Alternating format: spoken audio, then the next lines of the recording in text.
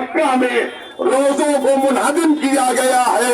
لیکن اس کا احتجاج ہندوستان میں کیوں ہو رہا ہے؟ تو پہلی بات تو میں یہ عرض کر دوں کہ یہ آج نیا احتجاج نہیں ہے۔ 21 اپریل کو جب انہدام جنت البقیع مدینہ منورہ کی سرزمین پر شاہ سعود اور شاہ فہد کے حکم سے کیا گیا تھا، تو اس شہر لکھنؤ کی گلی گلی اور چپے چپے میں احتجاج کیا گیا تھا، جس میں خالی مسلمان شریک نہیں تھے بلکہ ہمارے ہندو بھائی بھی شریک تھے۔ میں غیر شیعہ افراد کی خدمت میں صرف اتنا عرض کروں گا کہ یہ احتجاج، یہ قبرستان جنت البقیع، اس کے روزے، ان کی 2 منٹ میں میں کچھ مختصر سا تعارف آپ کو کرا دوں کہ جب حضور ختمی مرتبت نے ہجرت کی ہے مکے سے مدینے کی طرف، تو جنت البقیع کا انتخاب کیا مسلمانوں کی قبروں کے لیے، اور سب سے پہلے حضرت عثمان جو رسول کے صحابی تھے، ان کی قبر وہاں پر بنائی گئی۔ ظاہر ہے یہ وہ عثمان نہیں ہے کہ جو رسول کے بعد دنیا کے بنانے پر خلیفہ بنے تھے، ان کی قبر بھی جنت البقیع سے ملے ہوئے ایک یہودی قبرستان کے اندر موجود ہے، لیکن یہ عثمان اتنے مضمون تھے کہ جن کی قبر سب سے پہلے رسول نے مہاجرین میں سے بنائی تھی، اور ان کی قبر کے دونوں طرف پتھر لگا کر مسلمانوں کو دعوت دی تھی کہ یہ نشان قبر ہے، ان کی قبر کی زیارت کرتے رہنا۔ اس کے بعد انصار میں سے حضرت زید کی قبر وہاں بنی، اور اللہ کے رسول نے 2 قبریں سب سے پہلے بنا کر، ایک مہاجر کی اور ایک انصار کی، یہ بتا دیا کہ یہ خواہش ہے اللہ کی کہ اس قبرستان میں مسلمان دفن کیے جائیں۔ اس کے بعد تقریباً اس قبرستان کے اندر 10,000 رسول کے صحابہ دفن کیے گئے۔ ٹھیک ہے، ان کا مرتبہ بھی بلند ہے، لیکن اہل بیت پیغمبر سے بلند کسی کا مرتبہ نہیں ہے۔ اسی جنت البقیع میں محمد رسول اللہ کی اکلوتی بیٹی حضرت فاطمہ زہرا کا مزار بنا، پھر ان کے بعد ان کے بڑے فرزند جو جوانان جنت کے سردار ہیں، ان کا مزار بنا امام حسن مصطفیٰ کا، اور اس کے بعد امام حسین جو جوانان جنت کے سردار ہیں، ان کے فرزند علی ابن حسین امام زین العابدین علیہ السلام کا مزار بنا، جو ہمارے چوتھے امام ہیں۔ پھر 5ویں امام محمد باقر کہ جن کا رشتہ علی مرتضیٰ سے بڑا مضبوط ہے، علی مرتضیٰ رشتے کے اعتبار سے دادا بھی ہے امام محمد باقر علیہ السلام کے، اور نانا بھی ہے، اس لیے امام حسین کے فرزند ان کے بابا تھے، اور ان کی ماں امام حسن کی بیٹی تھی۔ اور پھر صادق آل محمد امام جعفر صادق علیہ السلام کی قبر یہاں بنی، اور اس کے اوپر بہترین اس زمانے کے اعتبار سے روضے بھی تعمیر ہوئے، اور اس پر سریاں بھی بنائی گئی۔ لیکن جب وہابیت نے زور پکڑا تو اس نے پہلا کام یہ کیا کہ اس نے یہ چاہا کہ رسول اور آل رسول کے احترام کو ختم کیا جائے، اور اس احترام کو ختم کرنے کے لیے اس نے پہلا اقدام یہ کیا کہ جو روضے ہیں انہیں منہدم کیا جائے، کیونکہ یہاں لوگ عزت کے ساتھ آتے ہیں، ان کو سلام کر کے جاتے ہیں۔ ام محترم خطیب اکبر مولانا مرزا محمد اطہر صاحب کا ایک جملہ انہی کے اثار ثواب کے لیے میں آپ کی سماعتوں کے حوالے کرنا چاہتا ہوں۔ انہوں نے کسی ایک بہت بڑے اجتماع میں ایک جملہ کہا تھا کہ یہ وہابیت کا لفظ تو 100-150 سال سے کانوں میں آ رہا لیکن وہابیت مزاج رسول کی موجودگی میں پیدا ہو گیا تھا،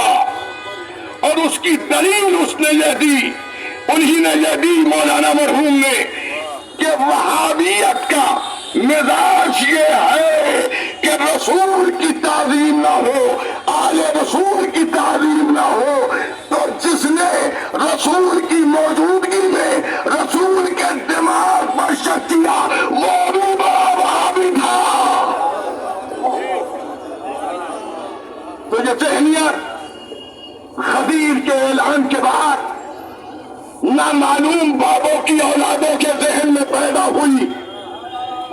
کہ رسول اور آل رسول کا احترام نہ کیا جائے۔ یہ احتجاج سعودی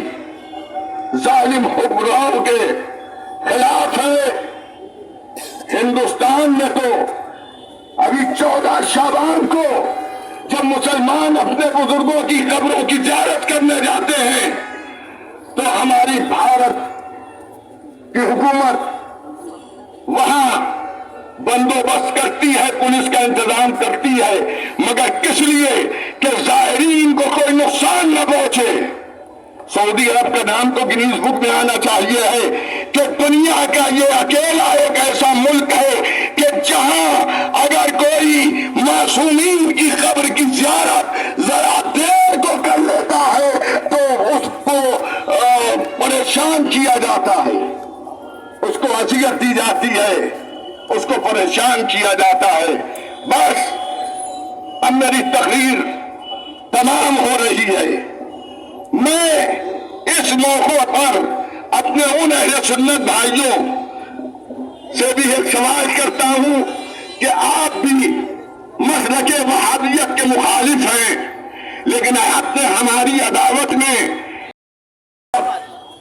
اس تاریخی احتجاج میں جو انہدام جنت البقیع کے سلسلے میں شہر لکھنؤ میں مولانا ڈاکٹر یاسو عباس صاحب کی جانب سے کیا جا رہا ہے، تقریباً جتنا مجمع ہماری نظروں کے سامنے ہے اس سے زیادہ مجمع پس پشت ہے۔ کوئی رہنمائی کر رہا ہے تو کوئی پشت پناہی کر رہا ہے۔ آنے والے سبھی اس احتجاج میں شریک ہیں، لیکن میں صرف اتنا عرض کروں گا کہ دھوپ سے گھبرا کر سائے کی تلاش نہ کیجیے، ابھی تو میدان محشر باقی ہے۔ اگر محبت اہل بیت میں آپ آج کی دھوپ کو برداشت کر لیں گے تو اہل بیت کا رحمت کا سایہ محشر میں ہمیں دھوپ سے محفوظ رکھے گا۔ حضرات، ہر سال یہاں احتجاج ہوتا ہے اور جب تک کہ روزے تعمیر نہیں ہو جائیں گے احتجاج کا سلسلہ جاری بھی رہے گا اور بڑھتا بھی رہے گا۔ میں اس موقع پر اپنے ہندوستان کی حکومت کا اپنے بھائی ڈاکٹر یاسو عباس صاحب کی جانب سے بھی اور اپنی جانب سے بھی شکر گزار ہوں کہ پورے ڈپٹی کمشنر پولیس ویسٹ، اے ڈی سی پی ویسٹ، اے سی پی چوک، انسپکٹر وزیر گنج، انسپکٹر چوک اور تمام ڈسٹرکٹ ایڈمنسٹریشن کے ذمہ داران کا شکریہ ادا کرتا ہوں کہ ایسے ماحول میں ہمیں یہاں سے پروگرام کرنے کی پرمیشن ملی اور اللہ کا لاکھ لاکھ شکر ہے۔ یہ پرمیشن میرے ہاتھ میں ہے۔ یہاں شہید اسمارک پہ زبردست طریقے سے آپ کا احتجاج درج کیا جائے گا۔ دنیا کا میڈیا اس وقت یہاں موجود ہے جو آپ کو کوریج کر رہا ہے، برائے مہربانی جو ہمارے بھائی پیچھے کھڑے ہیں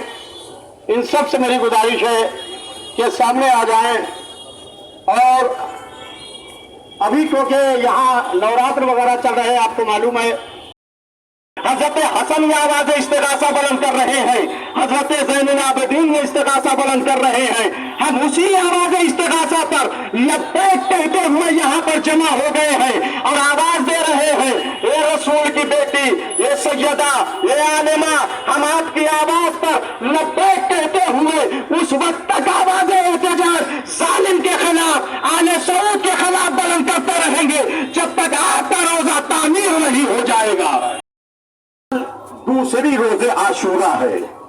دوسری روزے عاشورہ ہے۔ جس طرح کربلا معلّمہ میں 1400 سال پہلے